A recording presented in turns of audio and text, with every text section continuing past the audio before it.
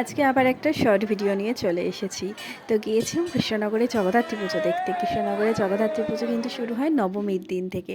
তো সেই দিনই গিয়েছিলাম। সেই দিন ঠাকুর দেখেছি অনেক রাত পর্যন্ত, তো সেই ভিডিও করা সম্ভব হয়নি। তো ঠাকুরগুলো দেখেছি, খুব ভালোভাবে প্যান্ডেল দেখেছি। তো নেক্সট দিন হচ্ছে বিসর্জন।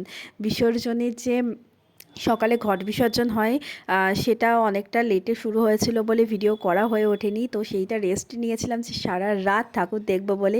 সেই কথা মতো কিন্তু সারাটা রাত ঠাকুর দেখেছি।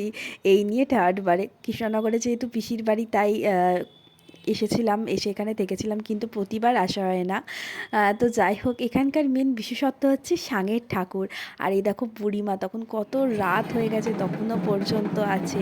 তো দেখতে দেখতে বোর হয়ে গেছে। তো এই ক্লাবগুলো তো নাম জানাই আছে। আর এত লোক চারিদিকে, এত লোক। আর এই হচ্ছে কৃষ্ণনগরের নাচ। সব ঠাকুরকে এরকমভাবে নাচানো হয় সামনে করে, অসাধারণ দেখতে লাগে কিন্তু। আর ভোরবেলায় যখন সূর্যের আলোটা পড়ছে আর ঠাকুর আসছে, সে যে এত অসাধারণ মুহূর্ত যে সেখানে না থাকলে বোঝা যাবে না।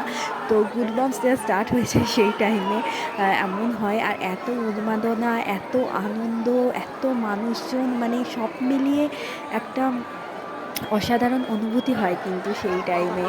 তো যাই হোক, সকালে সারাটা রাত ঠাকুর দেখেছি। তো সকালবেলায় বুড়িমা না বেরোনো পর্যন্ত তো আসা হয় না আমাদের। তো সব কটা ঠাকুর দেখে তারপর বুড়িমা বেরিয়েছে। বুড়িমা বেরোতে বেরোতে তাও সকাল 8:30 কি 9টা এরকম বেজে গেছিলো। তো ঠিক করেছিলাম যে তারপরেই আমরা আসবো। তো সেই কথা মতো দেখতে পাচ্ছি যে সব কটা ঠাকুর এত সুন্দর লাগছে।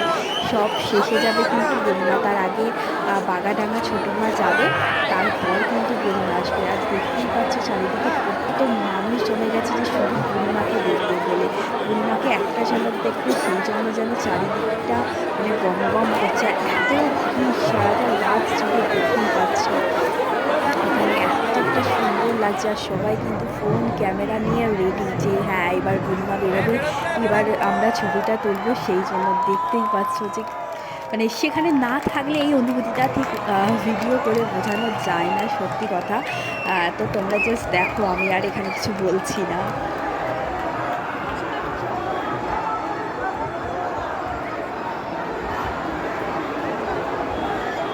কৃষ্ণনগরে যেহেতু রাস্তাঘাট সমস্ত কিছু তখন নো এন্ট্রি থাকে, তো সেই জন্য গভর্নমেন্ট কলেজে এসে আবার বাস ধরলাম। তো পুট্টু একেবারে ঘুমে তো পুরো কী অবস্থা, সারাটা রাতও ঘুমোয়নি। ও বেচারা পুরোপুরি ঘুমিয়ে গেছে। আর আমাদেরও তখন বিচ্ছিরি অবস্থা, কখন মনে হচ্ছে একটু ঘুমাবো। তো এইভাবে আজকের ব্লগটা শেষ করলাম। টাটা।